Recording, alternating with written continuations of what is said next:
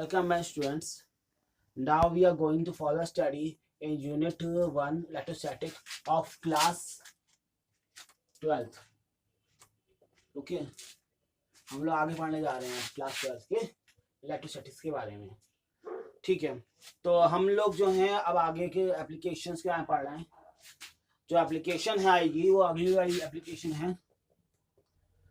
अगली वाली एप्लीकेशन है electric field due to a uniform charge. Electric field due to ए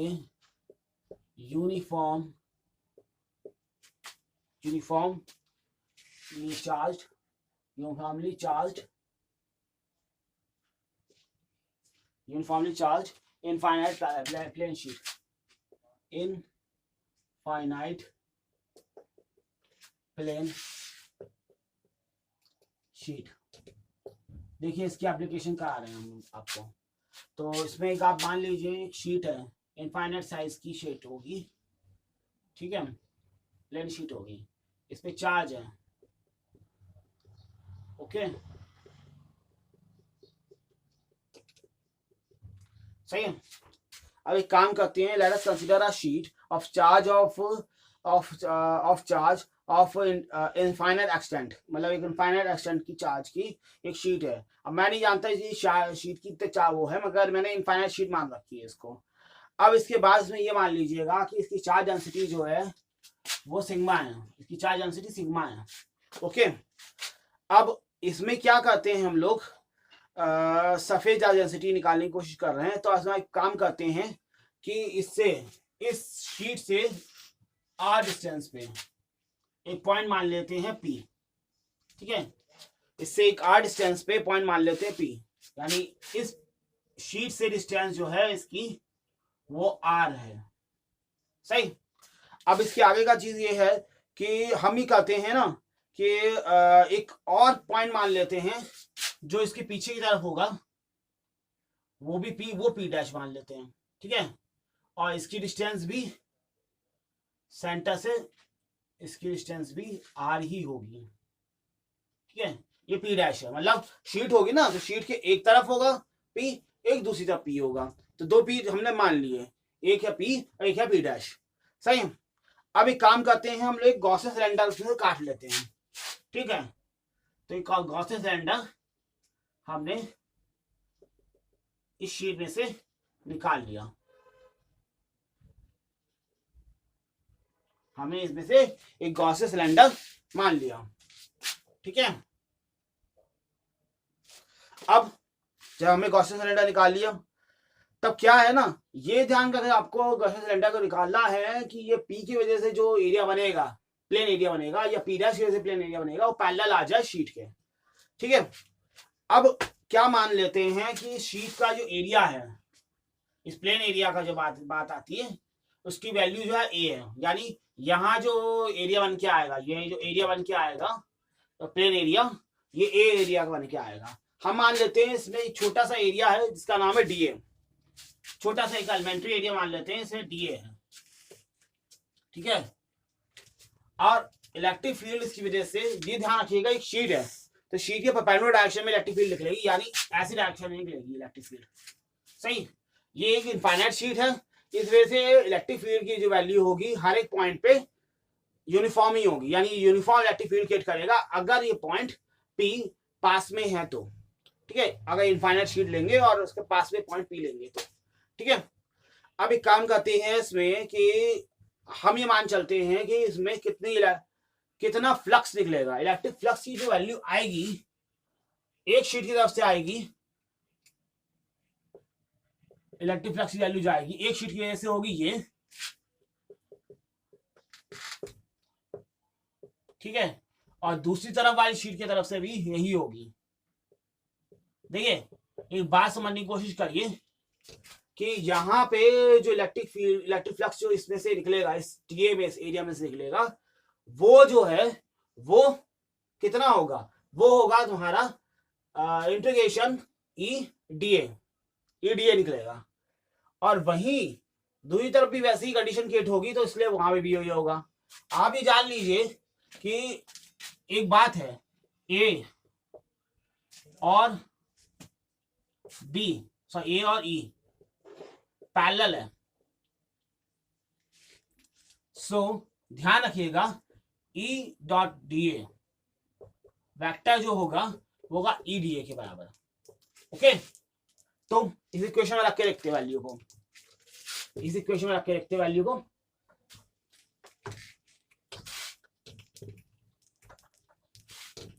तो क्या हो जाएगा, देखिए phi E is equal to हो जाएगा, वैल्यू रखिए E D A plus E D A, यानी 2E डी ए। सॉरी गड़बड़ हो गई, ऐसा नहीं है, एरिया हमने अभी तक इंटीग्रेशन नहीं किया है, तो इसमें हो जाएगा integration E D A plus integration E D A. Okay, ये हो जाएगा। अब जरा इंटीग्रेशन कर लीजिए, जरा आप इंटीग्रेशन करेंगे एरिया के रिस्पेक्ट में, तब बनेगा ई ए प्लस ई ए, यानी 2E। सही, ये बन जाएगा इलेक्ट्रिक फ्लक्स की वैल्यू। अब ध्यान रखिएगा कि ये कर्व सरफेस एरिया जो होगा, कर्व सरफेस से कोई भी इलेक्ट्रिक फ्लक्स ही निकलेगा, क्योंकि आप एक बात जान लीजिए, ये कर्व सरफेस जो है वो जो इलेक्ट्रिक फील्ड की डायरेक्शन होगी उसकी पैरेलल डायरेक्शन में होगा, पैरेलल होगा, इस वजह से उसके लिए फ्लक्स नहीं निकलने वाला। तो टोटल फ्लक्स इससे निकलेगा, ये है टोटल फ्लक्स, ये निकलेगा टोटल फ्लक्स। ओके, ध्यान रखिएगा, flux of the curve surface of cylinder is 0। Curve surface से जो फ्लक्स निकलेगा वो 0 आएगा।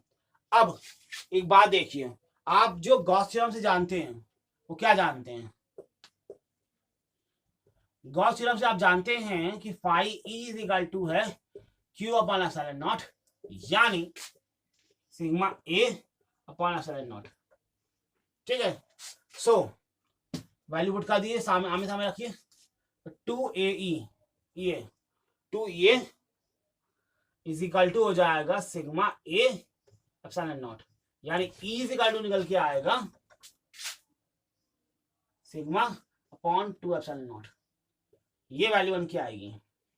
ठीक है, यानी आप इससे इलेक्ट्रिक फ्लक्स की वैल्यू निकाल सकते हो। आपने इलेक्ट्रिक फ्लक्स की वैल्यू निकाल ली, इसके साथ इलेक्ट्रिक फील्ड की वैल्यू भी निकाल ली, आपने इलेक्ट्रिक फ्लक्स भी निकाल लिया और इलेक्ट्रिक फील्ड भी निकाल ली। ठीक है, ये है इसके अंदर आपका ई निकालने की वैल्यू, इलेक्ट्रिक फील्ड निकालने की वैल्यू। ठीक है, गॉस थ्योरम के थ्रू।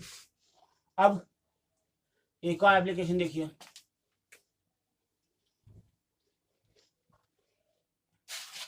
देखिए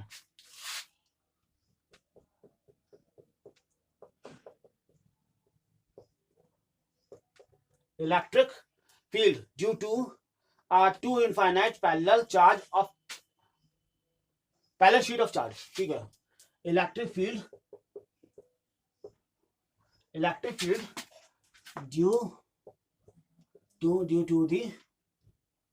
due to two infinite parallel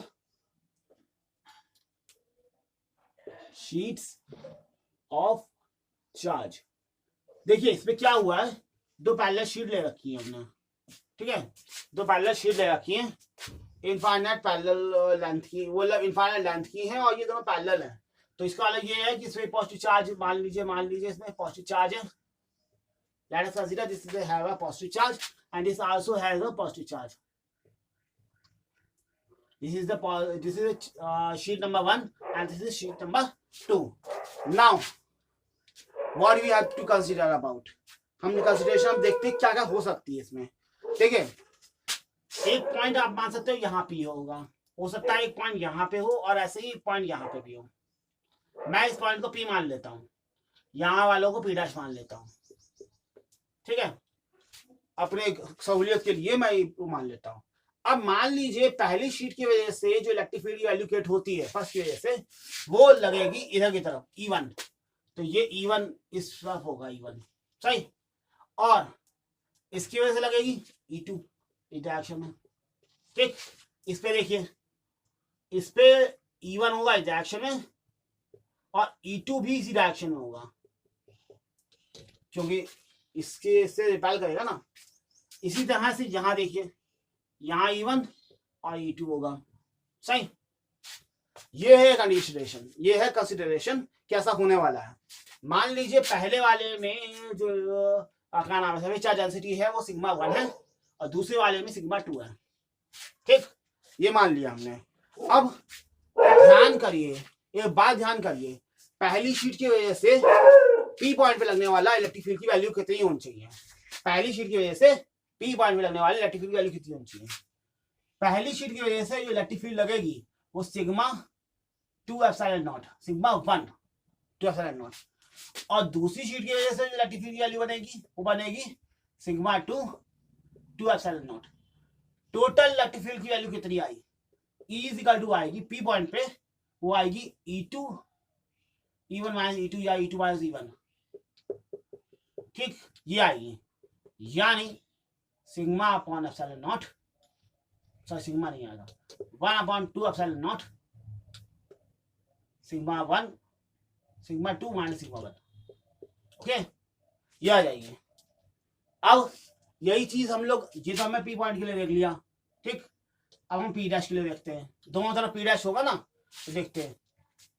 देखिए यहां जो इलेक्ट्रिक फील्ड वैल्यू निकल आएगी वो निकल के आएगी sigma 1 epsilon not 2 epsilon not plus sigma 2 2 epsilon not.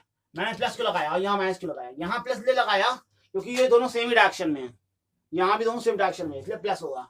और जब यहाँ देखेंगे तो ये E1 और E2 की डायरेक्शन डिफर है, इस वजह से इसमें सब्ट्रैक्शन होगा, यानी इनके बीच का डिफरेंस हम लोग देखेंगे। ठीक है, कोई बड़ा हो सकता है, मैं इस विषय में नहीं पढ़ रहा हूँ बड़ा कौन है, बस ये ध्यान रखना होगा आपको कि इनके डिफरेंस से निकल के आएगा। अगर E1 बड़ा है तो E1 को आगे कर दीजिए, E2 को पीछे कर दीजिए, डायरेक्शन तो उसी हिसाब से देखी जाएगी, दोनों को डिफरेंस में ही आएगी डायरेक्शन। ठीक है, इनको अगर जोड़ेंगे तो आएगा आपका 1 upon 2 epsilon not sigma 1 plus sigma 2।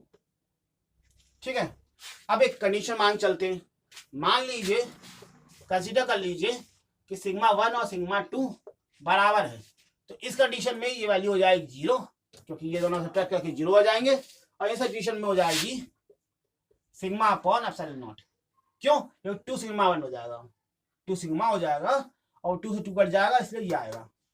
तो ध्यान रखिएगा, अगर सिग्मा 1 और सिग्मा 2 बराबर है तो आपकी पी डैश वैल्यू जो हो जाएगी वो सिग्मा अपॉन एप्सिलॉन नॉट हो जाएगी, और अगर दोनों सेम हैं तब बीच में पॉइंट जो हो जाएगा उसकी वैल्यू हो जाएगी 0, उस पे इलेक्ट्रिक फील्ड वैल्यू 0 हो जाएगी। सही है, अब आगे देखते हैं, हम कंडीशन बदल देते हैं। देखिए हम कंडीशन बदलते हैं, यहां तो हमने लिया था कि दोनों पॉजिटिव चार्ज के शीटें हैं, दोनों पॉजिटिव चार्ज की शीटें हैं। अब हम क्या करते हैं, एक पॉजिटिव और एक नेगेटिव कर देते हैं, एक पॉजिटिव और एक नेगेटिव कर देते हैं। एक शीट ये है, इस पे है पॉजिटिव चार्ज, ठीक, एक शीट ये है, इस पे है नेगेटिव चार्ज। ओके, इस पे पॉजिटिव चार्ज, इस पे negative charge. Surface charge density sigma 1 और सिग्मा 2। ओके, अब हम लोग क्या करते हैं, ये पॉइंट ले लेते हैं P, यहाँ P डैश लेंगे और ऐसे ही P डैश यहाँ पे भी होगा, P डैश इस पर ऐसे ही होगा। सही है, तो ये ले लिया हमने। अब क्या करें, देखिए इसके वजह से लगने वाला इलेक्ट्रिक फील्ड वैल्यू कितनी होगी, और वो हो गया अभी, यानी इस डायरेक्शन में होगी E1। ध्यान रखिएगा इस बात को, पिछले चैप्टर में बता चुका हूं इस बारे में कि पॉजिटिव से इलेक्ट्रिक फील्ड की वैल्यू होती है, इलेक्ट्रिक फील्ड की डायरेक्शन होती है बाहर की तरफ, अवे फ्रॉम द शीट, और नेगेटिव में उसकी तरफ ही होती है, तो E2 जो है इसी डायरेक्शन में होगा। सही, इसमें क्या होगा, इसमें E1 तो इसी डायरेक्शन में होगा मगर E2 इस डायरेक्शन में होगा, क्योंकि वो शीट की तरफ होता है, नेगेटिव में शीट की तरफ होता है इलेक्ट्रिक वैल्यू। इसमें E1 तो चलो दूर की तरफ होगा, E2 जो है इस डायरेक्शन में होगा। ठीक, कंडीशन देखते रहिएगा। अब मैं क्या करता हूँ, पी पॉइंट पे इलेक्ट्रिक की वैल्यू निकालने की कोशिश करता हूँ। देखिए E1 की वैल्यू होगी, अभी हम पीछे निकाल चुके हैं, वो आएगी सिग्मा अपॉन 2 एप्सिलॉन नॉट, और E2 जो होगा सिग्मा 2 अपॉन 2 एप्सिलॉन नॉट। ठीक है, ये हो जाएगा। अब क्या करें, पी पॉइंट पे निकलिए हमको। पी पॉइंट पे, एट पी पॉइंट देखो क्या होगा, पी पॉइंट पे E इक्वल टू आएगा E1 प्लस E2, क्योंकि दोनों सेम डायरेक्शन में, तो आएगा वहां का 1 upon 2 pi epsilon not sigma 1 plus sigma 2, ये आ जाएगा। ठीक, अब P डैश पे क्या होगा, P डैश पे E इक्वल टू निकल के आएगा E2 E1 माइनस E2। ठीक, यानी 1 अपॉन नॉट माइनस सिग्मा 2। ठीक है, ये आ जाएगा। अब एक चीज देखिए, सोचिए, कोशिश करिएगा कि डायरेक्शन अगर इसमें देखी जाए तो ये E2 की ओर होगा, मतलब ये जो है ना सेकंड शीट टुवर्ड है। ठीक है, और यहाँ पे कौन बड़ा होगा कौन छोटा होगा उसके हिसाब से देखा जाएगा। ठीक है, अब मैं क्या करता हूं, मैं एक बात करता हूं कि सिग्मा 1 इक्वल मान लेते हैं सिग्मा 2 के, तो उस कंडीशन में ये जो हो जाएगा वो हो जाएगा सिग्मा अपॉन एप्सिलॉन नॉट, और ये हो जाएगा 0। ओके, हाँ, तो ये हो जाएगा।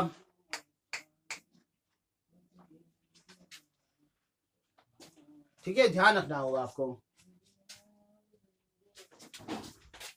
तो आगे बढ़ते इसमें। ये चीज समझ में आ गई होगी आपकी, बहुत सिंपल सी चीज है, कोई मुश्किल चीज नहीं है इसमें।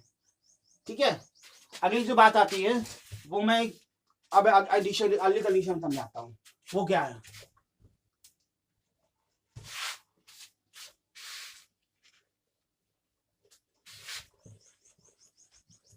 अगली कंडीशन है electric field just outside a charge conductor. Electric field just outside A charge conductor. Okay, तो आपको क्या कहा उन्होंने कि चार्ज कंडक्टर के जस्ट बाहर ही हमने इलेक्ट्रिक फील्ड की वैल्यू बात करने की कोशिश करी है। देखिए क्या हो सकता है। मैं क्या करता हूं,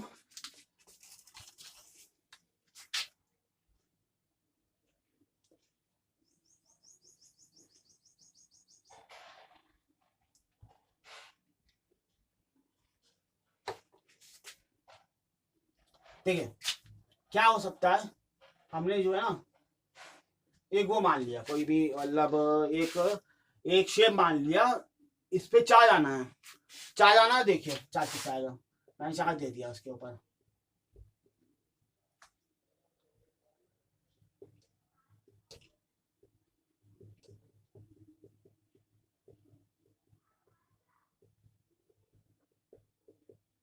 ठीक, चार्ज ले लिया मैंने इसके ऊपर। अब इससे बाहर कहीं हमें जो है इलेक्ट्रिक फील्ड की वैल्यू निकालनी है। हम मान लेते हैं एक पॉइंट पी बनानी है हमको, यहाँ पी पॉइंट मान लेते हैं, यहाँ पे हमें चाहिए, सही, एक पी पॉइंट है, हमें इस पे इलेक्ट्रिक फील्ड की वैल्यू चाहिए, सही। अब क्या करते हैं हम लोग, एक काम करते हैं, इसके चारों तरफ हम लोग कुछ एरिया मान लेते हैं। Suppose a positive charge conductor place in a vacuum और एयर। ठीक है, late P be a point near the conductor। हम लोग कंडक्टर के पास एक पॉइंट मान लेते हैं P, where the electric field intensity is to be evaluated। हमें इस पॉइंट पे इलेक्ट्रिक फील्ड की वैल्यू निकालनी है। ठीक है, let sigma be the electric charge density of the surface. Surface की चार्ज डेंसिटी जो है वो सिग्मा है मान लीजिए। अब क्या है, let us consider a elementary area DA along the point P. हमने पी पॉइंट के चारों तरफ एक एलिमेंट्री एरिया मान लिया है जिसका नाम है डीए। ठीक है, डीए हमने एलिमेंट्री एरिया मान लिया है। तो so flux going out from that point P is given by, देखिए इसमें क्या होगा ना, डीए हमने एक पॉइंट मान लिया, एक एलिमेंट्री एरिया मान लिया है। ठीक है, so flux going out from the cylinder, Gaussian cylinder, मान लीजिए इससे Gaussian cylinder बनता है, इससे यहाँ पे आपने एक सिलेंडर काट लिया, सही, एक Gaussian cylinder आपने काट लिया। मैं साफ साफ बना देता हूँ इसको थोड़ा सा, देखिए कैसे काटेगा। यहाँ पॉइंट पी मान लिया, इसके चारों तरफ एरिया, ठीक है,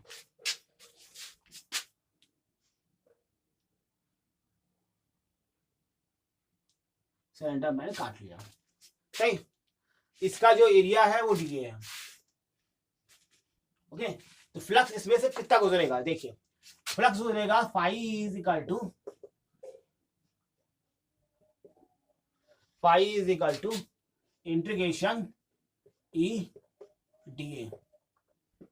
देखिए एक चीज समझ लीजिएगा, यहाँ पे डीए जो है ना इतना एरिया लिया हुआ है, ये टोटल एरिया नहीं लिया मैंने, अभी बात नहीं करी उसकी।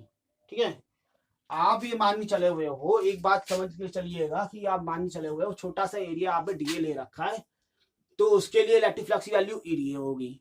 अब हमें टोटल निकालना है, टोटल सिलेंडर के लिए निकालना है, गॉसियन सिलेंडर सरफेस के लिए निकालना है, तो हम ये करेंगे।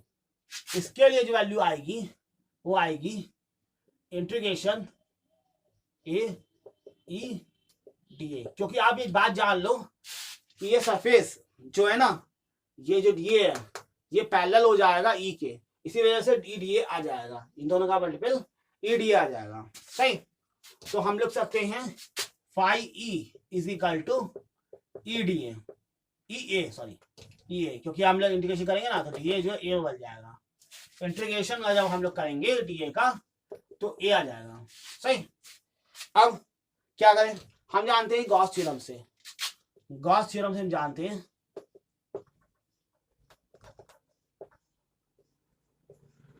गॉस थ्योरम क्या जानते हैं, गॉस थ्योरम जानते हैं हम लोग phi E is equal to Q upon epsilon not, यानी sigma A upon epsilon naught, इन दोनों को बराबर रख दीजिए दूसरे के। देखिए sigma A epsilon naught is equal to E A, यानी ई इज इक्वल टू आ गया हमारा, ई इज इक्वल टू क्या हो गया, ई इज इक्वल टू हो गया सिग्मा अपॉन एप्सिलॉन नॉट। ठीक है, ये हमारी इक्वेशन बन के आ गई, ये आ गई हमारी इलेक्ट्रिक फील्ड की value outside the charge cylinder, charge cylinder के बाहर हमारी ये वैल्यू निकल के आ गई। अब यही वैल्यू अब आप ये पाओगे, यही वैल्यू जो है जब आप कोई थिक वो लेते हो, शीट लेते हो, पहले तो हमने इनफाइनाइट लेंथ की पतली सी शीट ली थी, अब हम थिक शीट लेके चलते हैं, थिक शीट लेके चलते हैं। देखिए थिक शीट का मतलब जाने का है, एक मोटी सी शीट लेंगे, ठीक है, मोटी सी शीट लेंगे,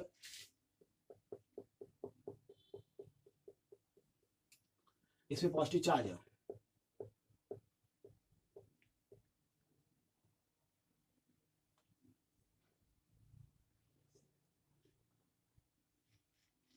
ठीक है, इधर पॉजिटिव चार्ज होगा, ठीक है, पॉजिटिव चार्ज, ठीक है, शीट ये सफेद नंबर 1 है, ये सफेद नंबर 2 है।